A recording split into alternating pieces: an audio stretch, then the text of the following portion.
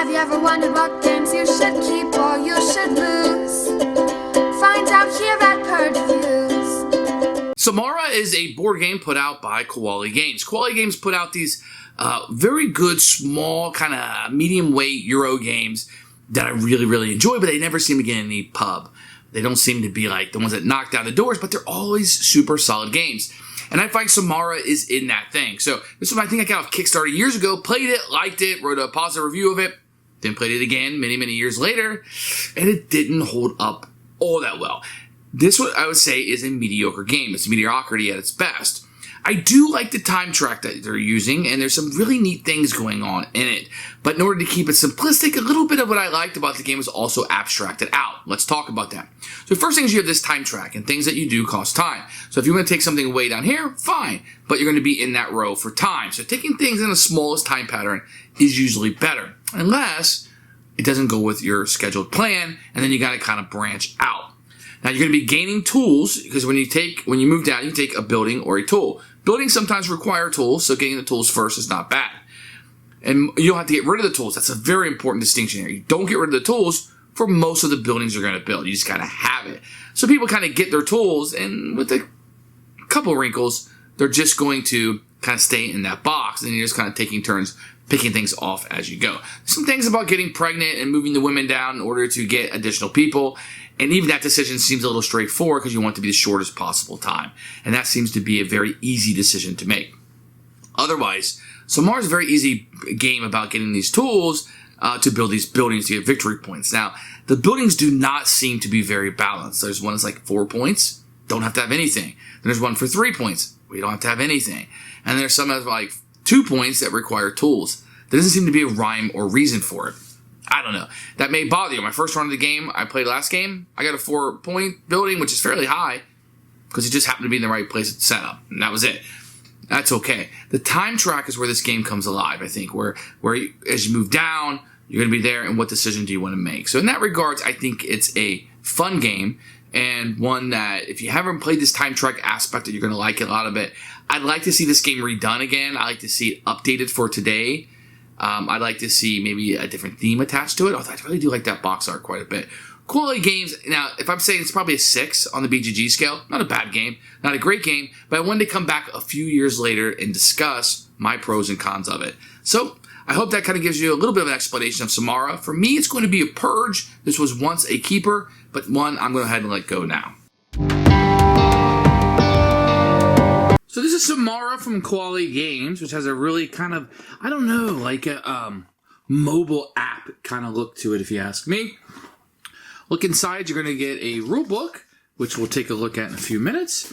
You're going to get the board, and this is where you'll place everybody at. It unfolds, has Samara on the back, and you can see the different workers here, where you place all the tiles, etc., so that works very well. Now everybody's going to get a number of meeples. Some will be female, some will be male in their color. So it's very easy to tell the difference because the males wear pants, you can see there, and the females wear dresses, and there's no cut right there you can see. So very easy to see. Get these little tiles that will be in here.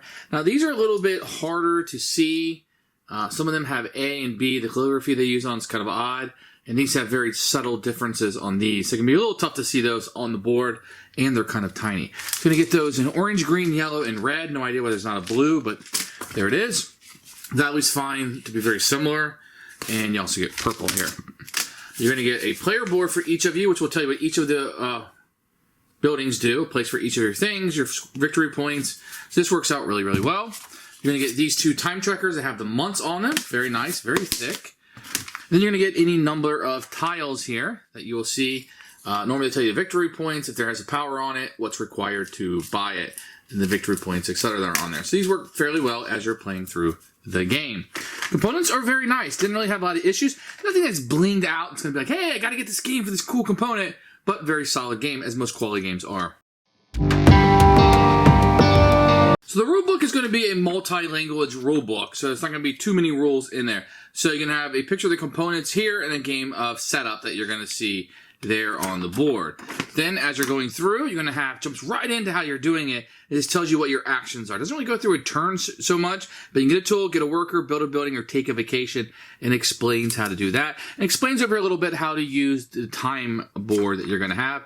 Special powers of the tiles are placed here at the end of the game, etc. But the powers are also listed all here on the player aid, which is your player board, which is really, really nice. So not a lot to pick up and learn here. Game is very easy. You probably need less than 10 minutes to fly through this, and you'll be up and playing. Okay, to set up the game is going to be very easy. You're going to randomly put all the buildings out. Whatever the current month is, it happens to be January, and then you put the months down like this. Everybody's going to take a woman for the first player. The next person will put their woman down, and then they'll put their 2 men down. It's just a 2-player game. And then he'll put his 2 men down, and that'll be the setup. You have your player board set up with your other 2 over here.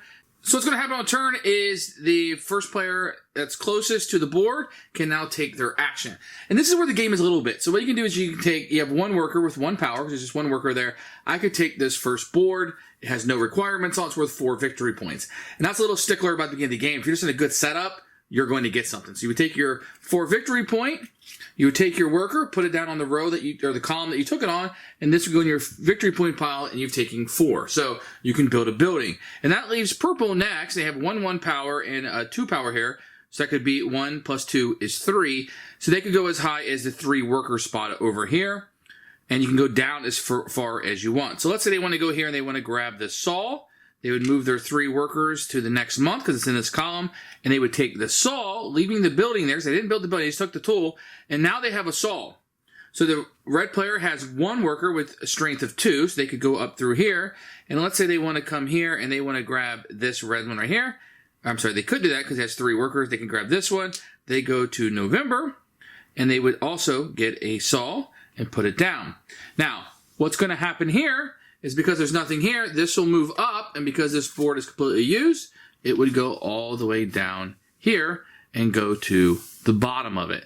So now we have December all the way down. So those are the actions you can do. You could build a building if you meet the requirement of the building. So let's say purple wants to build this building. It requires a saw. I'm sorry, the red player wants to build this one because they're next. Look, they're next closest. They want to build this. They do have the saw. So they can go here. They keep the saw. And they just take the building. Now look, we've just been playing this. They both have a saw, and now the red player has 8 points, and yellow doesn't. So that's how quickly things can kind of steep. So the purple one comes up. They could take another one, come down here, maybe take a saw here, and then they would have 2 saws. So let's go ahead and do that. They're going to come down here. They're going to take the second saw with their 1, and that's going to give them the ability. Now they have 2 workers. They're going to be able to take this building, which gives them 2 saws. Now, the only thing about this building gives you 5 points, but it requires you to put a saw back. Just that's what that one happens to do. Normally, you don't. And then they would go through here. And now you have this. Now, those are the actions you can do. Let's say this guy doesn't want to take an action here because he really wants to take a 3-1. He can just take a vacation for an action and come down and hang out with the next colored meeples in his line. So now he's in October without taking anything. He could definitely do that because he doesn't meet the requirement, but for some purpose, he wants to get them up. The only alternative is, let's say you had a purple here. You could take a purple, but it has to be a female, put them all the way at the end of the rail, and then take one of your people up, whichever one you want, and put it out there. Now, if you remember in our original one, we were like here in January, if you remember that, and we had a purple here. It would have behooved you to probably do that at that point, and then grab your person because it's longer. So when it moves up, you're a little bit closer. So you're going to be a little bit strategic about when you want to do that. You obviously don't want to take the female and have a baby at the longest point, or probably don't want to because it's going to be so long for you to wait for that out. So that's kind of how that works. So the 4 actions, you could take the tool, build a building if you meet the requirements. 9 times out of 10, you're going to keep the tool. You can just pass and go down to your other person, making your next move even more powerful. Or you can have a baby by going all the way to the end with a female and putting one of your 2 out that you have left. After all of the buildings are purchased, whoever has the most victory points in their pile will be the winner of the game. And that's how you play Samara. Who should buy this game? Somebody looking for a light Euro game. Now, the time track thing is very neat. It's a very good little gimmick that's on this game. The resource management part of it is very simple. And I think people are going to like that. If you don't mind a little randomness in the game, maybe think the buildings aren't exactly intuitive to you based on their value, I think that will be okay. An entry-level game for me, for sure.